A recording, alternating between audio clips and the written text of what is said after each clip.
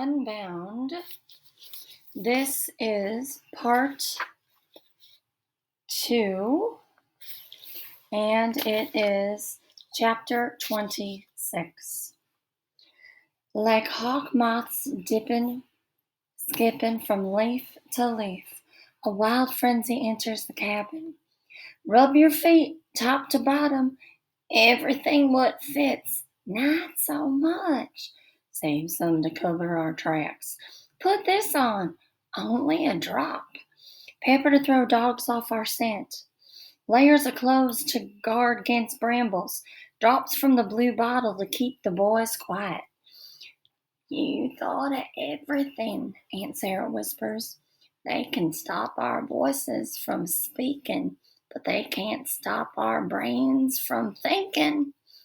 Shame burns a hole in my stomach. If the missus had stopped my voice from speaking, we wouldn't need to run. Uncle Jim wraps the supplies I brought in a rag and ties a rag to the walking stick he carved for Aunt Sarah.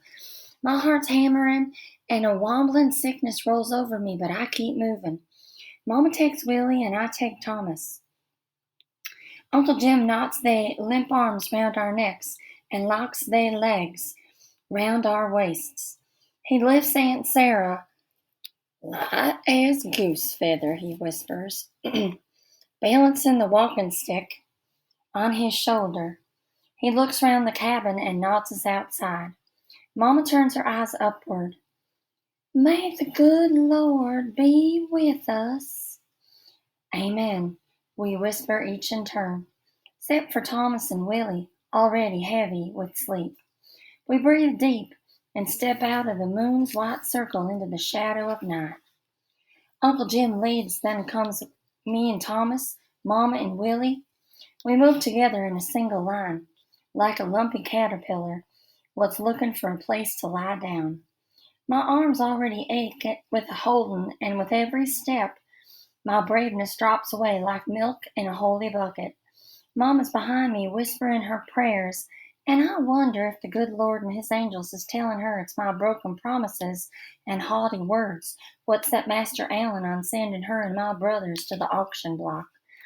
You are nothing but a slave who needs to learn her place, the missus said. I should have listened to Mama. I should have kept my eyes down and said, Yes, ma'am. No, ma'am. Aunt Sarah and Uncle Jim warned me. Why didn't I listen? Why didn't I listen to Aunt Tempy, what knows her place? Even if the good Lord did make the stars bright and beautiful for everyone. It don't take long to reach the fields in the small swamp where I once covered myself in mud to make my skin brown as Mama's. That seems so long ago. Long before I knew about Blue Doctor and bottles and brandy drinks and dishes what come all the way from England. Long before I knew about blindfolds and ladle stars and whippings in the smokehouse. Long before I understood there's some people what's born to rest and some people what's born to toil. Beyond the swamp and the woods is the woods, deep, dark woods I never dared enter. Deep, dark woods, what's filled with wild animals and evil spirits. House, field, swamp. Deep, dark woods. I'm stepping through the quaggy edges what mark my world, and wishing I had minded everybody's warnings. The damp swamp air prickles my face and pinches near my arms. A branch cracks my feet. Somewhere above me an owl hoots, and a lonesome whippoorwill repeats his same sad warning. What will Master Allen do when he finds we're gone? Will Aunt Tempy and Anna be punished 'cause of me? All my writingest words have only brought danger to everyone I love. My mouth's parched as dry bone. Fear leaves a trail of tingly bumps and a feeling I might faint. Must be Mama's angels still holding me up, still helping me carry my load. Uncle Jim keeps us moving deeper into darkness. How's he knowing which way to go? Uncle Jim, I whisper, how can you see the ladle stars? Uncle Jim stops in a thicket of tall trees and low bushes. We's not following the stars, he whispers. We's finding freedom another way. He puts Aunt Sarah down. Woods too deep. Won't make it to Cooper's before sunup. Think I know a hiding spot. Be quicker if I go alone. Uncle Jim tucks us in a ditch and covers us with leafy branches. Thomas whimpers but don't wake up. Just hurry, Mama whispers. In the distance I hear an angry howl. Les the missus came looking for a cup of tea. It's too soon for dogs to be chasing us. Won't be long, Uncle Jim says. Gracie, you take care of your mama. What would Uncle Jim think if he knew my writiness was the real reason we was running? Why didn't Master Allen just send me away? My neck's bent into my chest and my knees folded into my belly, but the pain feels good, 'cause I deserve it. Okay, that's the end of chapter 26. So, tell what your chapter names are. Chapter 27. A muddy, dull light sifts through the branches. Morning birds boss away the night with their busy chatter. What's taking Uncle Jim so long? Soon Master Allen will be awake. The missus will be sitting with her silver spoon and fancy dishes what come all the way from England. She'll be waiting for her biscuits while Aunt Tempy explains Grace is still feeling a bit faint. Or will Aunt Tempy tell the truth? I woke up and Grace was gone, haughty Grace. What don't know her place and will keep her mouth shut has done gone run away. Me and Mama's the only ones not sleeping. My lies, misleading, and broken promises is bumping in my brain, begging me to tell Mama the truth. I'm so worried about how to tell Mama I don't notice tiny branches crackling and dry leaves crinkling. I don't notice heavy footsteps coming closer. Finally, from the corner of my eye, I see Mama's hands shake and my ears open to a terrifying scramble of heavy hurrying footsteps pounding and scraping above us. In the distance, I hear a steady clattering gallop what makes the earth tremble. A heavy rhythmic clap, clap, clap. What moves closer and closer? Aunt Sarah opens her eyes. Mama reaches for my hand. The clumping sounds overhead. Clop, clop, clop, clop, swish. A powerful thump and heavy swoosh. A cackling scream and anguished howl. Mama squeezes my hand. The gallop fades and the earth stops its trembling. But I don't. That's the end of chapter 27. All right. What are your chapter names for that chapter? Chapter 28. Floating between the heaving crackles, we hear a hoarse whisper. We need to hurry. He's only knocked out. My head's drowning in panic and fear. A wild scratching paws the earth. And in one loud, crinkled instant, soft copper daylight floods our narrow, dirt-packed prison. Old George Cooper stands above us, his whiskers blooming in the sun. Got to hurry, he says. Patty Roller's on our tail. Could be a renegade, but more than likely he's got a posse behind him. Uncle Jim's already reaching down, helping Mama to her feet. Old George Cooper lifts Aunt Sarah and places her on a nearby log. Stretch your bones quick, he whispers. Uncle Jim stoops down and scoops up Thomas and Willie, still heaving in their sleep. Squinting in the sun, I climb myself out. I stretch my neck and shoulders. I shake the fear and tingles from my arms and legs and see what I hoped I'd never see. Curled like a dead skunk on the ground before me is a scraggly, whiskery man wearing a hat and fuzzy, tattered coat, a patty roller. I know all about the hate patty rollers carry inside, but I never thought I'd see one curled at my feet. I wonder, did Master Allen send him, or is he the kind what goes prowling on his own all hours, day and night, just looking to cause trouble?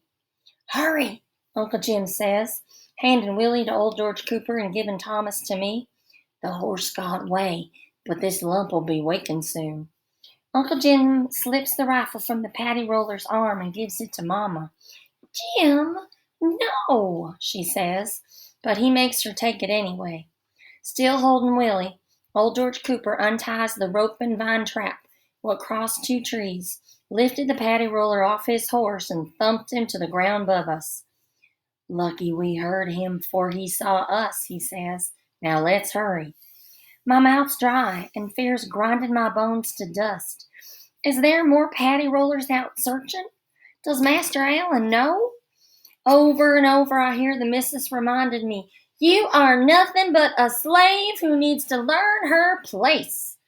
Over and over I hear her telling me, the folks what I love is all in danger 'cause of me.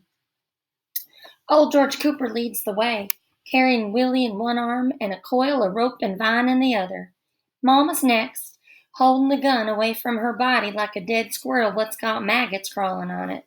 Me and Thomas follow, with Uncle Jim and Aunt Sarah close behind. Old George Cooper brings us to a small stream what rolls cool, clear water. Drink quick, he says, filling his canteen. The hiding cave's just beyond the marsh and round the bend. But we need to hurry. Paddy Roller'll be waking soon. Doubt he'll come looking without his gun, but we don't know if he was a loner. The tiny fish shimmy through the rocks in the stream, while we quick drink and splash our faces. Mama cups her hands with her eyes still closed. The boys drink whatever water don't leak through her fingers. I wonder how it feels to be a tiny fish what flitters and darts so free. I wonder how it feels to be the cool, clear water what runs without being chased.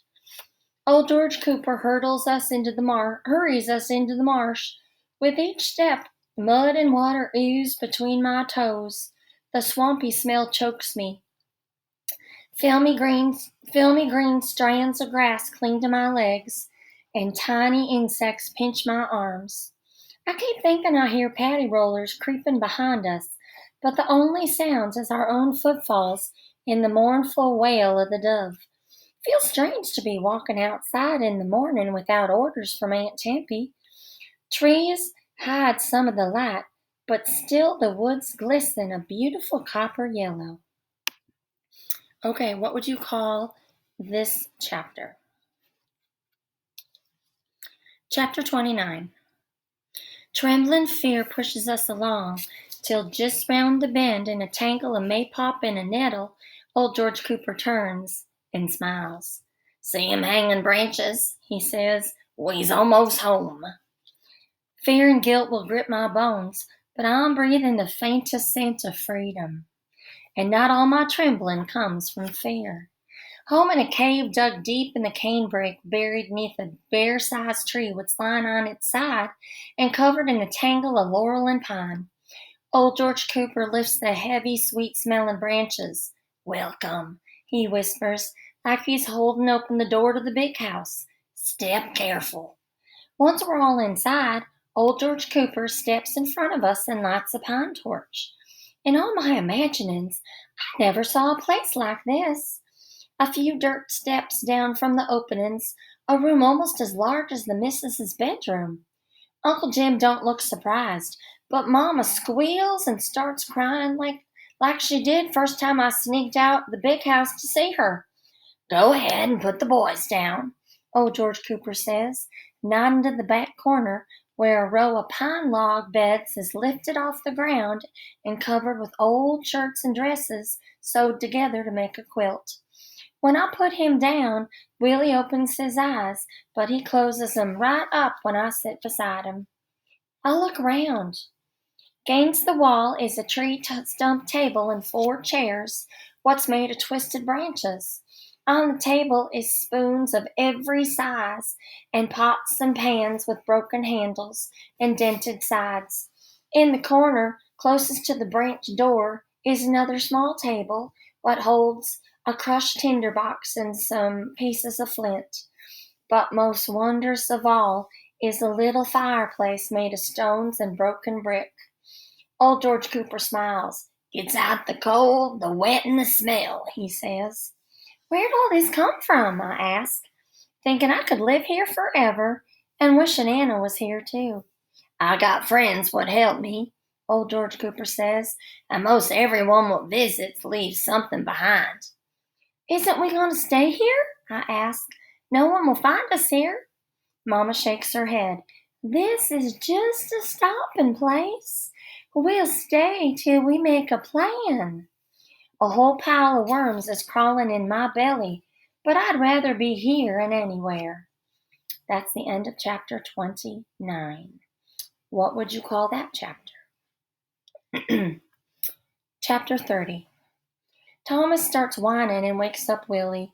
They still too groggy to be wild, but anyway, Aunt Sarah tries keeping them quiet by teaching them how to draw pictures on the dirt floor.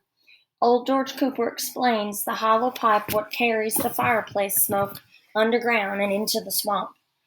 Paddy Roller's always looking for smoke, he says.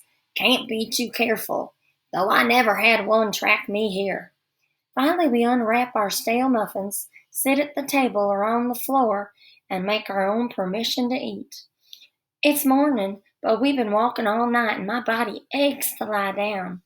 Uncle Jim says before anyone can rest, we need to learn the rules of running. There's no going out in the daytime, he says, looking at Thomas and Willie with squinty eyes, and no speaking above a whisper. But where are we going? What happens next? I ask. After we get some rest, we'll talk about what happens next. Everyone settles in, pondering their own thoughts. Soon I'll have to tell Mama about the weevil and Anna spilling cider and about what happens in the smokehouse. I got to tell her the truth about my blackberry scratches and the missus's cold fingers what felt like fire on my face. I got to tell her about my haughty voice, what made the missus hiss, the words still rolling in my ears. You are nothing but a slave who needs to learn her place. Not sure where my place is, but I know it's not the big house. Old George Cooper says it's still early enough for him to check his traps. What about the baby roller? Mama asks. You said yourself he was only knocked out, and there may be others behind him. Not likely he'll come looking this far on foot, old George Cooper says. He's raging, but we got his gun. Besides, he was a scraggly one. Let's hope he's a loner what's out looking to make trouble. Old George Cooper looks at all of us, but his eyes fix on Mama. Try and get some rest, he says kindly. We's plenty of figuring to do when I get back. He nods at the far corner. One more thing. 5 long owl hoots means danger's lurking. There's a narrow hollow behind the beds. If you hear 5 owl hoots, hide till I get back. And use them pile of rocks against any unwanted critters. He climbs the narrow dirt steps, lifts the branch roof, and slips outside. Me and the boys been resting all night, Aunt Sarah says to Uncle Jim. She pulls a string and button from her pocket and promises to keep Thomas and Willie quiet. Go on now, all of you. Get some rest. I know what an owl sounds like. My body sinks into the old closed quilt, and faster than a toad in mud, I'm back in the forest following old George Cooper. There's a waterfall ahead of us, gushing cold, clear water, with tiny fish sparkling in the sun like a rainbow. Along the path, purple flowers twinkle. We's almost there, old George Cooper says, turning round, and when he does, his whiskers twitch, and his face is whiter than a peeled onion. Between 2 sharp blue eyes, a ragged scar splits open, and Master Allen's chalky face pops out. You left me in a terrible mess, his angry voice hisses. I'll find you. I'll find you all. I open my mouth to scream, but no words come out. I try to run, but my legs is pinned under a giant bear-shaped log. I'll find you. I'll find you, Master's voice screams. And when I open my eyes, I'm trembling all over. Okay, what would you call chapter 30? Chapter 31. Aunt Tempy says bad dreams is warnings, telling us what lies ahead. Aunt Sarah says bad dreams is nothing but our own fears making faces at us while we sleep. I hope Aunt Sarah's right. I never want to see Master Allen again, not even in my dreams. Old George Cooper comes back carrying a large covered wooden bowl what smells like squirrel stew. He smiles and shakes away the yellow flies what followed him inside. Traded a new dead for a new cooked. Who'd you trade with? I ask. Uncle Jim shakes his head. Less you know, the better, he says, least for now. He nods at Mama. Let her rest. Lord knows the woman's tired. But Mama's belly wakes her and she opens her eyes. Old George Cooper puts the large bowl on the table. There's small bowls in that box under the bed, he says. I set the table with dented spoons and chipped bowls. Well, it looked like they got dropped a few times making their way from England. I'm thinking how we brought nothing to leave behind, and wondering why the good Lord made the world to some folks have pretty things, and some folks have only things what's used and broken. Aunt Tempy says you can't blame the Lord for what people do. Says thinking like that can make a mind crazy. But I say you can't blame a mind for what pops into it. We scrape the big bowl till there's not enough for a fly to lick. Then old George Cooper says we got choices to make. Go north or go deep, he says. He squints his gray eyes and looks at me. This one could pass. Hide those curls and she could pass. Decision's already made, Uncle Jim says. We go deep. Rather than wrestle snappers and snakes and keep running from angry planters. That's fine for us, Mama says, her voice low and serious. But Grace here has a chance for escaping for real, of living like the good Lord intended folks to live. Grace has a chance to own herself, to learn herself letters, and how to read books, to wear pretty dresses, and love who she wants to love, and keep what babies is hers to keep. Mama turns her head and looks at me like we's the only two people living. Feels like the rest of the world and everyone in it is sitting on my chest, making it so I can't breathe. I remember asking Aunt Tempy if I could pass for white. I was only thinking of buttered biscuits and barley soup, of sweet taters shaped like little flowers, and never worrying about my thoughts leaking or being sent to the smokehouse. I never even had one imagining about pretty dresses or reading books or having babies. I sit hugging my knees until Uncle Jim sits beside me with Willie lying on his two long legs what stretched out like giant logs. Mama, Aunt Sarah, and old George Cooper is still sitting at the table. Already Thomas is back sleeping in Mama's arms. We got to give it some thought, Jim, Mama says. Grace has a chance for real freedom. We got to think about it. Hot prickles sting my face. We's all sitting together, whispering in the shadows, with Mama wondering about things I never wondered about. Mama, I want to stay. Don't you know I'm the one what brought you here? I'm the one what nearly sent you to the auction block. Don't you know? You are nothing but a slave who needs to learn her place, the missus told me. Tell me, Mama, do you know my place? Feels like forever Mama and Uncle Jim is just looking at each other, talking with their eyes. Could I really pass? Aunt Tempy says there's white folks what is kind. I could be kind. I could help runaways what need a place to hide. I could build a secret room and keep 'em safe from dogs and patty rollers. But what about Mama, Uncle Jim, and Aunt Sarah? What about Thomas and Willie? Passing means crawling inside a lie. Passing means making up a story what won't ever be true and turning all my writingest words to dust. Please, Mama, I pray, please keep me with you. And that's the end of the chapter. So, what would you call this chapter? And this is all we have time for today.